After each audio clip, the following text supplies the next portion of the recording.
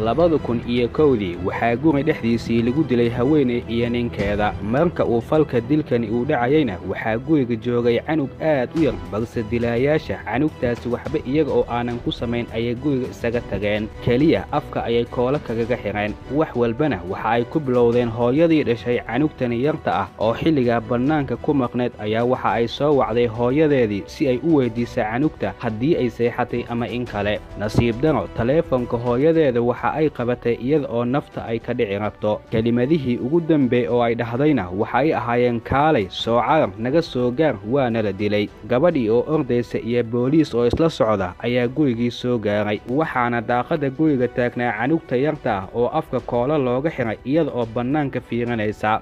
marka gudaha la soo galayna waxaa la arkay haweeneydii iyo ninkeedii oo dhiig dhex jiifa. waaba xilli ay dhinteen. gurigana meel walba alaabta waa la isku qasay, sida dilaaga inuu ahaa qof wax baaranaya oo kale meel walba waa la fatashay. nasiib daro gurigani kuma aysan xirnayn wax kaamiro ah. dilkani labada qofood ayaa waxaa loo fadhiyaa in gabadhani yarta ay wax ka xaliso, waayo cid kale oo dhacdadani goobjoog ahayd maadaama aysan jirin. waxa uuse qof walba uu isweydinayay dilaaga waa maxay sababta canugtani yarta uusan u taaban. waana markii ugu horraysay ee gabar aad u yar qolka waraysiga ee booliiska la keeno. da'deeda oo yaray darteeda waa la fahmi waay waxa ay sheegayso. si loo xaliyo arrintani weynna waxa uu booliiska xal uu arkay in deriska uu wax ka weydiiyo haddii ay jiraan dad ay arkayeen oo gurigaas soo galay ama qaylo iyo dad dagaalamaya codkooda haddii ay maqleen. dabaqii koowaad dembibaarayaasha markii ay gargaraaceen waxaa ka furay nin, kadibna waxaa la weydiiyey ninkii dabaqa ka hooseeya wax dhabaq ama qaylo ah haddii uu ka maqlay. ninkii waxa uu ku jawaabay waxba kama aanan maqlin, saakay ilaa hadda guriga kama aanan bixin. dembibaarayaasha waxay u sheegeen in cidda deriskooda ah ninka iyo xaaskiisaba in la dilay. ninkii inta uu isku naxay ayaa waxa uu dhahay naagta la dilay ninkeedii hore dabaqa sare ayuu degan yahay. haddii aad u baahan tihiin isaga waraysta si uun wax uu idinku sheego. marmarka qaarkood xilliyada dembibaarista kelimad yar oo qofka afkiisii ka soo baxday ayaa waxa ay sabab u noqotaa waddada brobleemka lagu xaliyo. waana arrin u baahan fakar. laba qof oo waa hore kala tagay iyaga oo nolol kala gaar ah wata in hal dhismo ay ku wada noolaadaan. kadib dembibaarayaasha dabaqii sare ee loo tilmaamay ayay imaadeen, kadibna waxa ay ka codsadeen in ay doonayaan in ninka ay la hadlaan. gudaha marka ay soo galeenna waxa ay ku dhaheen xaaskaadii hore ee dabaqa hoose degan mindi ayaa lagu dilay iyada iyo ninkeedii. ninkii oohin iyo naxdin darteeda waxa uu kala garan waayay waxa uu sameeyo. sida muuqatay ee ninkani dareenka wejigiisii laga akhrisanayna waxa uu ahaa qof markaa arrintaba maqlay.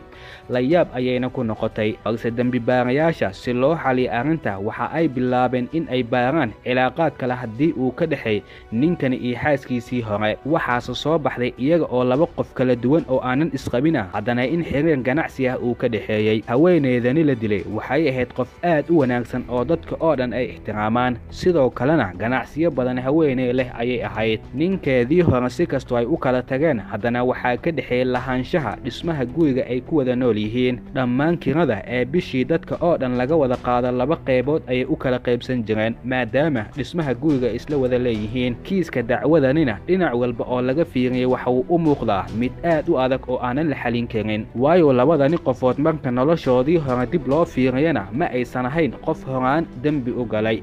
faylkoodii oo dhan waxa uu ahaa dad nadiif ah. labadani qofood guriga lagu dilay faraha iyo waxyaabaha dembibaarayaasha halka ay ka soo qaadeen. natiijada shaybaanka waxaa lagu haminay in albaab un ay furi doonto maadaama kiiska uu adag yahay, sida dilaayaasha farahoodii iyo waxyaabo lamida in la heli doono. nasiib daro caddeemaha kriminolojiga ee shaybaanka ka imaaday waxa ay sheegeen faraha halkaa laga helay in ay yihiin dadkani la dilay farahoodii oo keliya. waxaase ka soo wareegatay hal isbuuc. dilkani cidda geysatay waa mid la xalin waaye. dembibaarayaasha waxa ay markani ku fakreen in dadka xaafadaasi ku nool oo dhan in mid guri ay u galaan, kadibna ay wax ka weydiiyaan reerkaasi waxa ay ka yaqaaniin. dadka intoodii badan dad iska noormal ah inay ahaayeen, wax dheeraad ah in aysan ka aqoon ayay sheegeen. mid ka mid ah deriska ayaa waxa uu dhahay gurigaasi mar walba dad badan ayaa geli jiray, sidoo kalena dad badan ayaa ka soo bixi jiray. waana guri si qarsoodi ah qamaarka loogu ciyaari jiray. macluumaadka ninkani uu sheegayna waxa uu dembibaarayaashu ula muuqday mid xoog badan, waayo markii maalinkii ugu horeysay ee dilkani uu dhacay guriga waxa ay ku arkeen dambibaarayaasha joodariga hoostii lacag $10,000 gaaraysa. joodariga hoostii in si qaas ah lacag lagu qariyo waxa ay maskaxda ku dhalisay dadkani inay ahaayeen dad wax qarsanayay, sababa lacag darteeda in loo dilo ayaa lagu fekeray. daliilka labaad ee sidan inay wax u dhaceen looga tusaale qaadanayna waxa uu ahaa in guriga oo dhan meel walba ilna fatashay.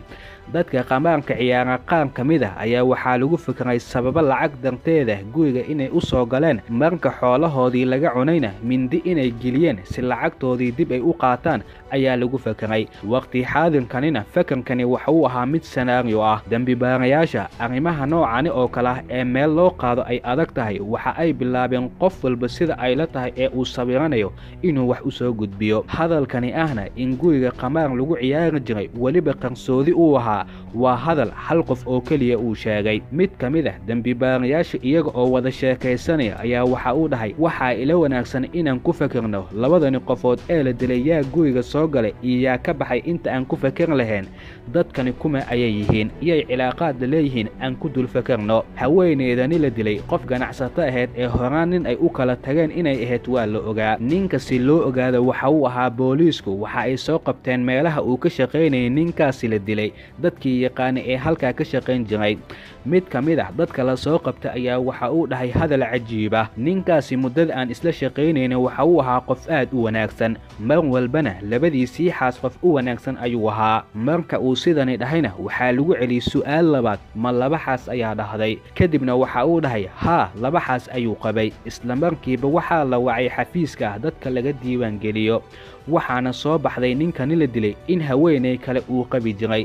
laba dumar ah ayuu hal mar ninkani isla wada qabay, laba guri kala duwan ayuuna ninkani ku kala noolaa. isla markiiba waxa ay dambibaarayaashu imaadeen guriga xaaskiisii labaad ee uu ku qabay, waxa ayna u sheegeen in ninkeedii uu dhintay. haweeneydii naxdin darteeda waxa ay kala garan weysay waxa ay samayso. marka ay xasisay kadib si hadalkeedii loo dhegaysto waxaa wax laga weydiiyey arrimaha ninkeedii, waxa ayna sheegtay in aysan ninkeedii xiriir kale sida naag kale inuu qabo wax xog ku saabsan inaysan warba u hayn. marka la weydiiyey maqnaanshihiisii inaysan su'aalo iska weydiininna waxa ay dhahday waxa uu ii sheegi jiray in shaqooyin kala duwan uu ka shaqeeyo, marmarka qaarkoodna shaqooyinkaasi ayuu ku soo dhixi jiray. sidaa ayaana muddo hal sana ah aan ku noolayn. xaqiiqdii ninkayga ma naag kale oo aanan ogayn miyuu qabi jiray ayay naagtani weydiisay. hadalkeedii si kasta uu ugu muuqday qof aanan dembi lahayn, haddana dembibaarayaasha hadal qanciya ma uusan ahayn in isbuuc ninkeedii uu ka maqnaado iyada oo aanan soo wicin dibna aanan u soo raadinin waa arrin ka baxsan arrimaha normaalka ah. dambibaarayaal qaas ah ayaa haweeneydani loo xilsaaray, mar walibana haweeneydani waraysyo qaas ah oo kala duwan ayaa lala yeelanayay inta uu baaritaankani socday. haddana dhinac waxa ay dambibaarayaasha ay fiirinayeen dhaqdhaqaaqa bangiga iyo taleefoonada dadkani iyo kuwa la dilayba, si ugu yaraan haddii la arki karo wax un dhaqdhaqaaq ee laga shakin karo. dhammaan dadka laga shakisan yahay laga soo bilaabo labada qof ee la dilay, ninkii hore ee haweeneydani qabay iyo xaaskiisii ee dabaqa sare degnaa, qolada uu la shaqayn jiray ninkani la dilay, dhammaantoodii taleefoonadoodii iyo akoonadoodii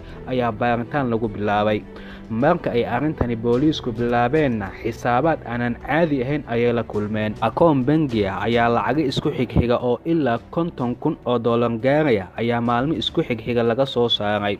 waxaana lacagahani soo saartay haweeneydani la dilay ninkii horay u qabi jiray xaaskiisii oo isla dabaqaa degan. lacagtani maxay u soo saartay, maxay ku samaysay iyada oo baaritaankeedii uu socdo ayaa dhinac waxa ay arkeen dambibaarayaasha ninkani la dilay taleefoonkiisa in weli active uu yahay. arrin mucjiso ah ayay ku noqotay dilaayaal qofkii ay dileen taleefoonkiisii meel kale ku isticmaalaya. arrin aanan caadi ahayn ayay arrintani ku noqotay. shirkadda taleefoonada ayay waceen dambibaarayaasha waxaana loo soo gudbiyey adreeska taleefoonkaasi laga isticmaalayo. si dhaqso ah gurigii loo tilmaamay ayay soo galeen, iyaga oo waxba aanan weydiin qofkii halkaa ku noolaa ayay soo qabteen. kadibna waxa ay weydiiyeen taleefoonkani halka uu ka keenay. ninkii naxdin isaga oo waxba aanan ogeyn mar markii la soo qabtay wuu ku dhiiran waayey inuu hadlo. ninkani ayaana noqday qofkii ugu horey ee kiiskani looga shakisan yahay, balse xaqiiqdii ninkani taleefoonka lagu soo qabtay ma dilaaga dhabta ahba waa su'aal weli jawaabteeda aysan caddayn. ninkii waxaa la isku dayay in xoogaha wax loo sheego, waxaana lagu dhahay taleefoonkani qof la dilay ayaa iska leh, sheeg halka aad ka keentay. sida dabiiciga ahna adiga oo waxba aanan ogayn haddii taleefoon lagu siiyo kadibna sida ninkani oo kale booliis ay ku soo qabtaan waa arrin naxdin badan. ninkii waxa uu dhahay waxaa taleefoonkani isiiyey nin aan xaafadda isla degannahay, magaciisii ayuuna sheegay. iyada oo ninkani meel lagu hayay, ninkaas kale ee uu sheegay ee taleefoonka siiyey ayay gurigiisii dembibaarayaashii imaadeen, waxa ayna la kulmeen xaaskiisii iyo isaga oo jikada ku jira. dembibaarayaasha waxay ku dhaheen signaalka taleefoonka qofka la dilay inaga oo tixraacayna ayaan adreeska gurigaagii imaanay, waxaana ku soo tilmaamay nin aad taleefon siisay. waxa uu bilaabay ninkani inuu inkiro uuna dhaho ninka aad sheegaysaan ma aqaano, taleefonkani oo keliya ayaan taleefon oo dhan ka isticmaalaa. xaaskiisa marka ay aragtay dooda dembibaarayaasha iyo ninkeedii u dhaxaysa inta ay arrinta soo dhex gashay ayay ninkeedii ku dhahday waad og tahay dadkani waxa ay ku weydiinayaan ee runta iska sheeg adiga iyo anigaba si aan u badbaadno. ninkii xaaskiisii ayuu bilaabay inuu ku qayliyo, kadibna xaaskiisii ayaa waxa ay soo bixisay lacago badan iyada oo dhahaysa xaqiiqada aan sheegno, haddii kale wax aanan ka dulkici karin ayaa inagu imaan karaa. sababta ay xaaskiisii sidan ay u samaynaysayna waxay ahayd in nafteedii ay doonaysay inay isbadbaadiso. haddii ninkeedii uu ku adkaysan lahaa qofka iyo taleefoonkaba ma aqaano, weliba iyada oo ninka uu tilmaamayo dembibaarayaasha labadoodii eedaysanayaal oo kale waa la soo qaban lahaa. si ay isku beryeesho darteeda xaqiiqada iyo sida ay wax u dhaceen inay sheegto waa mid ay ku qasbaneed.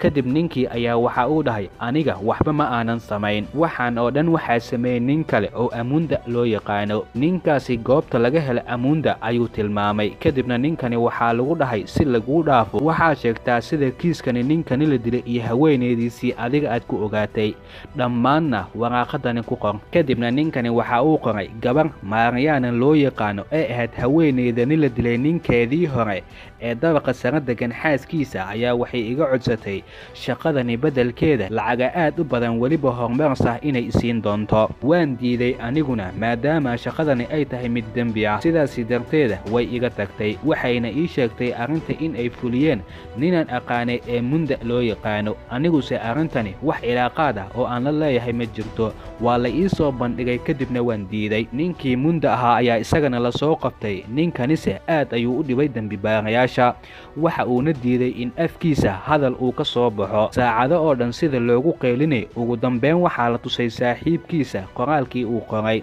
waxaana la dhahay haddii aad hadli weyso ama aad isbadbaadin kari weyso adiga ayaa lagu xukmin doonaa, saaxiibkaadiina qof madax bannaan ayuu noqon doonaa. kadib ayaa Munda marka uu waraaqada akhriyay inta uu faruuraha qaniinay ayaa waxa uu dhahay wax walba sida ay u dhaceen bilow iyo dhammaad ayaan idin sheegayaa, balse waxaan u baahanahay hal xabo oo biza ah iyo baakad sigaara. ilbiriqsi gudaheedii dalabkiisii ayaa loo keenay.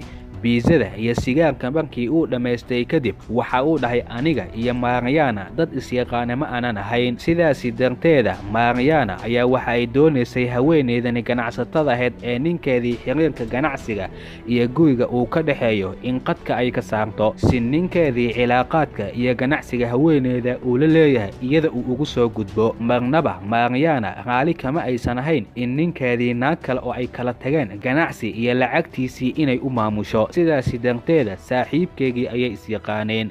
waxa ayna ku dhahday Maariyaana haweeney duqa ayaan kaa doonayaa inaad hal mar i hor dhaafiso, $15,000 ayaan isla hadda ku siinayaa. saaxiibkeygii waxa uu soo qiimeeyey haweeneydani halka ay ku nooshahay iyo guriga, kadibna waxaa u soo baxday dilkani inuusan ahayn mid isaga uu samayn karo. si aanay lacagtaa u dhaafin darteeda waxa uu dhahay Maariyaana qof arrintaa ku fiican ee samayn karta ayaan kuu keenayaa. habeen ayuu meel iigu ballamiyey aniga, kadibna waxa uu igu dhahay shaqo fudud sida geemka adduunka oo kale ayaan kuu hayaa, aniguna adiga ayaan ku waardiyeyn doonaa, adiguna shaqada ayaad qabanaysaa, lacag ayaana xilliga anigu aad ugu baahnaa. kadibna waxuu igu dhahay haweeney duqa ayaa la doonayaa in la dilo. hagaag ayaan ku dhahay. kadibna gurigii ayaan imaanay. albaabka marka aan soo gangaraacnay kadib waa kuma ayayna dhahday. waxaan ku dhahnay waa booliis ee albaabka fur. albaabka markii ay furtayba mindi ayaan ka hor keenay. gudaha ayaan u soo jiiday dhowr xabo oo mindi ah, aniga oo gelinaya ayaa ninkeedii gudaha uu igu soo baxay. mashruuca waxa uu ahaa haweeneydani oo keliya in la dilo, waxaana la inoo sheegay in haweeneydani iyada oo keliya in guriga ay joogto. ninkani maadaama isaga uu soo baxay inaga oo aanan ku talagelin inaan dilno ayaan isagana mindidii gelinay. lacagteeniina sida ayaan ku soo qaadanay, gurigiina waan ka soo cararnay. saaxiibkeygii waxaan weydiiyey canugtani yarta ahna dilka ma lagu dari karaa. waxa uu igu dhahay maya, waa canug yar oo waxba aanan ogeyn, lama dilayo. mindidii ayaan halkaa ka soo qaatay, kadibna lacagteedii ayaa la igu soo wareejiyey. munda saaxiibkiisii ayaa marka ninka la dilay waxuu halkaa ka soo qaatay taleefoonka ninkaa la dilay, isaga oo khibrad aanan u lahayn in laga soo dabagalayo. xilliganina 2001dii maadaama ay ahayd caawiyaha dilaaga ma uusan ku baraarugsanayn. wax walbana waxaa sababteedii lahaa haweeneydii guriga la degan ee doonaysay in ninkeedii iyo xoolihiisii oo dhan in iyada uu ku soo wareego. markii uu munda intani qirtay haweeneydii shayddaamad ahayd ee arrimahani oo dhan soo qaban qaawisay ayaa gurigeedii loogu imaaday. iyada oo hadal aanan la weydiin ayaa la soo xiray. ninkeediina waxa uu ahaa qof suufiya oo xaaskiisii arrimaha ay iska dawado aanan la socon. kadibna maxkamadda munda waxa ay ku xukuntay maadaama 2 qof uu dilay xabsi daa'in ah, isaga iyo soo qaban qaawisada falkani dilka Mariana. ninkii arrintani fududay ee waardiyaha ahaana waxaa lagu xukumay 22 sano oo xabsi ah. dhammaan waxyaabahani oo dhan si dhammaystiran in loo soo saaro waxa ay qaadatay muddo 10 sano ah. 2010kii ayayna maxkamadda ku dhawaaqday xukunka dadkani. dadku marka ay sameeyaan falal dembi ah haddana waxay isku dayaan in dembiga ay qariyaan, balse kuma ay baraarugsana xaqa qofka xitaa gaalba ha noqdee in uusan qarsoomin. dhacdadanina waxay ka mid tahay dhacdooyinka ka hadalkoodii cajiibka ay tahay. haweeneyda dilkani qorshaysay ee doonaysay in lacagaha oo dhan iyada inay ku soo wareegi doonaan ma aysan helin waxa ay doonaysay, beddelkeediina ciqaab adag ayay la kulantay iyada oo gurigeedii si nabad ah isaga nool. inta badanna falalka dembiyada waxaa geysta gaar ahaan bulshada kuwoodii ducafada, kuwa faqiiriinta, kuwa la dayacay ee meel aanan haysan, iyo dadka doonay in wax ay ka argoostaan. sida khubarada kriminolojiga ay dhahaanba dilka inta badan waxaa laga fishtaa bulshada kuwoodii ugu daciifsan. dadka faraxsan ee iska dhaqan ma ay jecla inay isku hoolaan arrimo ciribtoodii dambe farxadda ka qaadi doonta.